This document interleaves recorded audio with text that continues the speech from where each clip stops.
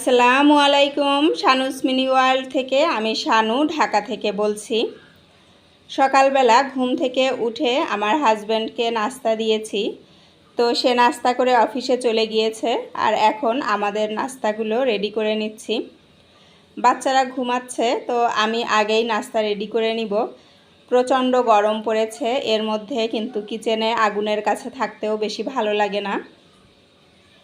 এজন্য সকাল সকালই নাস্তা রেডি করে নিচ্ছি, ওরা উঠলে তারপরে ওরা নাস্তা করবে। তো আমার ছেলেটা বলেছিল যে ও ভাত ভুনা খাবে, তো ওদেরকে ভাত ভুনা করে দিব।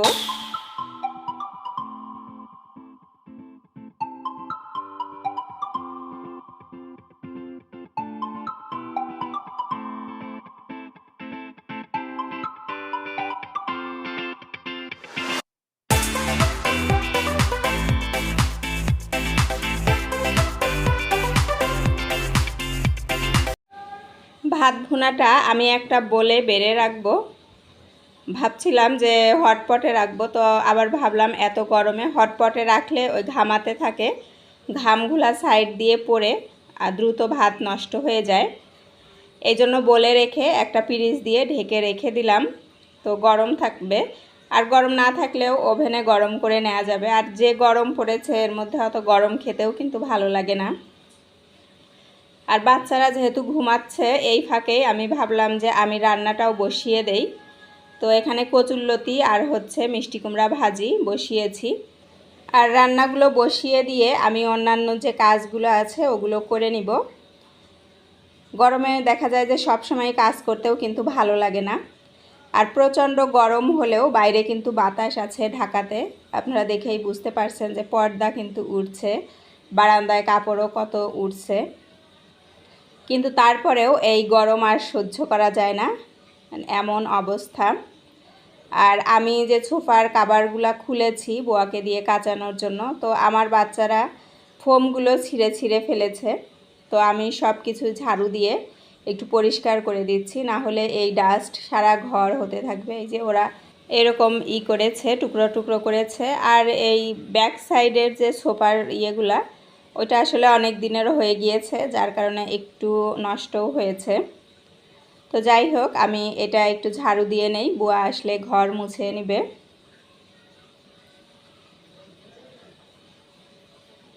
আর আমার রোজার বাজার কিছু বেঁচে গিয়েছে, বেসন আর হচ্ছে ছোলা। তো এগুলো আমি এখন ডিপ ফ্রিজে রেখে দিব। ডিপ ফ্রিজে রাখলে এগুলো কিন্তু কিছুই হবে না, একদম ফ্রেশ থাকবে। আমার দেখা যায় প্রত্যেক বছরই এরকম একটু একটু করে বেঁচে থাকলে আমি এরকম ডিপ ফ্রিজে রেখে দেই। কচুরলতিটা আমার অনেকটাই কিন্তু হয়ে গিয়েছে। কচুরলতি নামিয়ে নেয়ার কিছুক্ষণ আগে আমি একটু লেবুর রস দিয়ে দিব, অথবা তেঁতুলও দেয়া যেতে পারে। অনেকেরই আছে যে কচুর নাম শুনলেই গলা চুলকায়, আমার বাসায়ও এরকম। আমার হাজব্যান্ডের মানে লেবু অথবা তেঁতুল দেয়নি মানেই তার গলা ধরবে। এই জন্য আমি এরকম সবসময়ই রান্না করলে একটু তেঁতুল অথবা এরকম লেবু দিয়ে দেই। আর এভাবে কিন্তু খেতে বেশ ভালো লাগে। এই তো আমার রান্না কিন্তু শেষ বলতে কিছু অর্ধেকটা হয়েছে। এরপর আমি মাছ ভাত এগুলো রান্না করব। তো এগুলো রান্না করতে করতেই কিন্তু আমার বাচ্চাটা উঠে গিয়েছে, ছেলেটা উঠে গিয়েছে, মেয়েটা এখনও ওঠেনি। তো ও উঠেছে যখন, ও ফ্রেশ হয়ে এসেছে, তো বললাম যে আসো আমরা নাস্তা করি। আসো ময়না আসো। আমি আর তুমি খাবে? ওকে, এটা তুমি আর আমি এইটাতে নেই। আমাকে একটা চামচ দাও প্লিজ, একটা চামচ দাও ময়না। এই চামচ দিয়ে খাওয়া যায় না, ওই ওর মধ্যে আছে চামচ, ওই যে হাত বাড়ালেই পাবে।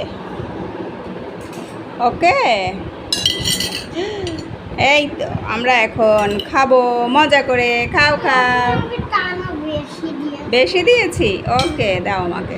হ্যাঁ হয়েছে হয়েছে, আমি তো ভেবেছিলাম আমি আর তুমি একসাথে খাবো। ওকে বাবা, তুমি মরিচ পেলে আমাকে দিয়ে দিও। হ্যাঁ, বিসমিল্লাহ। ওকে খাও, আমি খাইয়ে দেবো। ওকে, আবার চলে এসেছি কিচেনে। এখন মাছগুলো আমি ভেজে নিচ্ছি। আর পাশের চুলায় ভাত বসিয়ে দিয়েছি। ভাতটা হয়ে যাবে একদিকে, আর অন্যদিকে কিন্তু আমি মাছটা ভুনা করে নিব। মাছটাও আমার রেডি। আর এখানে একটু মাংস বের করেছি, ফ্রিজে মাংস রান্না ছিল। বাচ্চারা, শুধু আমার বাচ্চা না, আমার মনে হয় বেশিরভাগ বাচ্চাই এই কাজটা করে। মাছটা বেশি একটা খেতে চায় না, শুধু মাংস খেতে চায়। তবু আমি ওদের জন্য কিন্তু ফিশ ফ্রাই করে রেখেছি আর মাংস। এসি ছাড়া ঘরকে ঠান্ডা রাখার কিছু উপায় আমি যেটা করি, যদিও আমার এই বেডরুমে এসি আছে, তো এই রুমটা ঠান্ডা থাকে, তারপরেও আমি কিন্তু জানালা খুলি না। কারণ আমার এই যে এখানেই কিন্তু অন্য বাসার ছাদ, এই ছাদের গরমে কিন্তু আরও বেশি রুমটা গরম হয়ে যায়, যার কারণে আমি জানালা খুলি না। কারণ সারা রাত এসি চলে, সন্ধ্যার পরে অথবা বিকালেও যেহেতু এসি চলে, আর বাকি সময়গুলোতে রুমটা অনেকটাই ঠান্ডা থাকে, যার কারণে আর গ্লাস খুলি না। না হলে দেখা যায় যে এই ছাদের গরমটা পুরো রুমে আসে। আর এই পর্দাটাও এরকমই দেয়া থাকে এই গরমের সময় আর কি। আর বিকালবেলা সন্ধ্যার পরে যদি কখনো এসি না ছাড়ি, তাহলে তখন আবার জানালা আর পর্দাগুলা একটু সরিয়ে দেই। বেডরুমের পরে আমার হাঁটা চলা, মানে মেইনলি দেখা যায় ডাইনিং এরিয়ার এই দিকেই থাকা হয় বেশি। ড্রয়িং রুম ডাইনিং রুমের বরাবরই, তো ওইখানেও কমই থাকা হয়। তো আমার ড্রয়িং রুমের সাথেও ওই বাসার ছাদটা আছে, তো আমি এইখানে একটা কাপড় বিছিয়ে দিব। এরকম একটা কাপড় বিছিয়ে রেখে যেখানেই হোক, শুধু যে ডাইনিং স্পেসেই হবে তা কিন্তু না, এরকম বেডরুমেও করা যেতে পারে। তা আমার বেডরুমে যেহেতু এসি আছে, অন্য আরও একটা রুমে এসি আছে, তো ওই রুমে তো আর আমরা থাকি না। তো এরকম ন্যাকড়া দিয়ে আমি এই যে পানিটা কিন্তু ডিপে রেখেছিলাম, অল্প অল্প আইস হয়েছে। বুয়া মুছে গিয়েছে, ঘর মুছে যাওয়ার পরে আমি এই কাজটা করছি। এই দিনের বেলায় করছি, কিন্তু এটা সারা দিনের জন্য এরকম রেখে দিলে, যদি পানি দিয়ে রেখে দেওয়া যায় অথবা আইসও রেখে দেওয়া যেতে পারে, পরে ফ্যান ছাইলে এই ঠান্ডাটা কিন্তু উঠতে থাকে বাতাসের সাথে। এরকম করে আমরা কিছুটা হলেও স্বস্তি পেতে পারি। এরকম আপনারাও ট্রাই করতে পারেন আমার মতো। যে ঘরে যতটা সম্ভব মানে কম আননেসেসারি লাইট না জ্বালিয়ে রাখাটাই ভালো, এতে করেও কিন্তু ঘর অনেকটা ঠান্ডা থাকে। আর কিচেনটা যদি মানে চুলায় রান্না থাকে কিচেনে, তাহলে কিন্তু ঘরটা গরম হয়ে যায়। তাই যত তাড়াতাড়ি সম্ভব রান্নাটা শেষ করে চুলা বন্ধ করে রাখা, এতেও আমরা অনেকটাই স্বস্তি পাবো গরম থেকে। আর আমি কিন্তু এই যে আমার অন্যান্য রুমেরও এরকম দরজাটা লাগিয়ে রেখেছি, এখানে জানালার পর্দাটাও কিন্তু দিয়ে রেখেছি। ফাঁকা রাখলেও খুবই অল্প পরিমাণে ফাঁকা রাখি। এখানে যেমন যেহেতু আমার বারান্দা, পর্দাটা দিয়ে রাখলেও অল্প কিন্তু ফাঁকা রেখেছি। না হলে এটা যেহেতু রোডের সাথে, এখানে এই যে খুললেই কিন্তু কি রোদ, আমার বারান্দায়ও এসে রোদ পড়েছে, কাপড় দেয়া বলে অতটা এখন আর বোঝা যাচ্ছে না। এই হিটগুলো কিন্তু রুমের মধ্যে আসে। যখন রোদটা সরে যাবে তখন কিন্তু আমি আবার দরজাটা খুলে দিব। এতে করেও কিন্তু রুমে বেশি একটা গরম ঢুকবে না। নর্মালি যে গরম সেটা তো হবেই, মানে অতিরিক্ত বাইরে থেকে যে গরমটা ঘরের ভিতরে ঢুকবে, এটা করলে এরকমটা কিন্তু হবে না। রোদ উঠলে জানালা হালকা ফাঁকা রেখে পর্দাগুলো টেনে দিলে এরকম গরম কিন্তু কম লাগবে। কিচেনের জানালাটা খুলে রাখি, আর জানালার পাশে দুইটা গাছ রেখেছি। ঘরের মধ্যে একটু সবুজের ছোঁয়া রাখার চেষ্টা করেছি। অন্যান্য জায়গায়ও কিন্তু আমার গাছ আছে, আপনারা চাইলে বারান্দায়ও গাছ রাখতে পারেন।